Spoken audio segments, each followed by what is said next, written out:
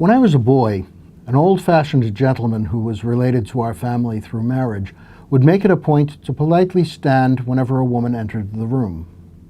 He certainly got a lot of exercise as my mother and aunts ran in and out of the room trying to corral a herd of unruly kids. Posture is important. We tell children to stand up straight. Soldiers stand at attention when a superior speaks to them.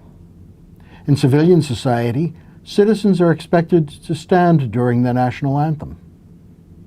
At various times in the liturgy, we sit, stand, bow, genuflect, or kneel. When a bishop or priest preaches, he can either stand or sit in the presider's chair, as Jesus did in the synagogue. In the story about Jesus in the home of Martha and Mary, Mary's posture is important. In fact, it is the key to understanding not only the account, but a sign of an important point about those whom Christ calls. According to Luke, Mary sat beside the Lord at his feet, listening to him speak.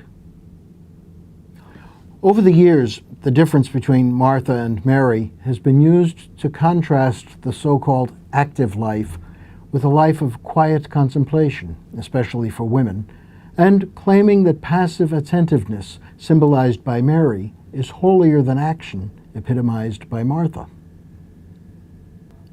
But the story is not about that. To see what Jesus was doing in that house, we need not concern ourselves with dinner preparations. We must look at Mary's posture. She was sitting at the feet of Jesus. In the world in which Jesus lived and taught, that posture had a very special meaning, a meaning that those who saw it and those who originally read Luke's Gospel would have understood. And that meaning would have surprised or even shocked them. It clearly bothered Martha. The ones who sat at the feet of a teacher were that teacher's disciples. We still speak of a disciple sitting at the feet of a master. Mary was a disciple of Jesus, entitled to sit at his feet as any other disciple would. But in that time and place, women belonged in the kitchen, doing what Martha was doing. For a woman to be occupying the position of a full disciple was a radical challenge to the society in which Jesus lived. Mary was claiming equality with men. And Jesus not only allowed it, he even said to Martha that Mary had chosen the better part. And he added, "It will not be taken from her." In fact, though, not much time passed before it was taken from those women who followed Mary as disciples of Christ.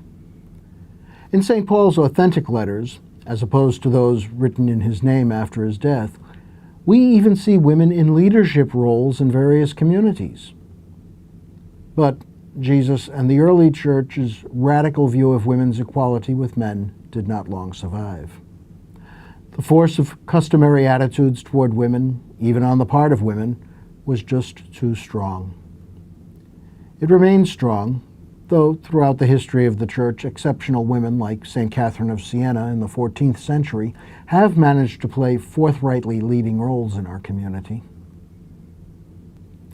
Today, as the attitudes toward women that subverted the practice of Jesus are changing in many places, we in the Church are being challenged to once again accept the fact that Jesus still has something to teach us that seems subversive of the so-called normal ordering of society and the Church. Today, those who want to restore the equality that Jesus taught are attacked as radical feminists, without that charge being really defined. But the first radical feminist in the history of our faith was Jesus himself.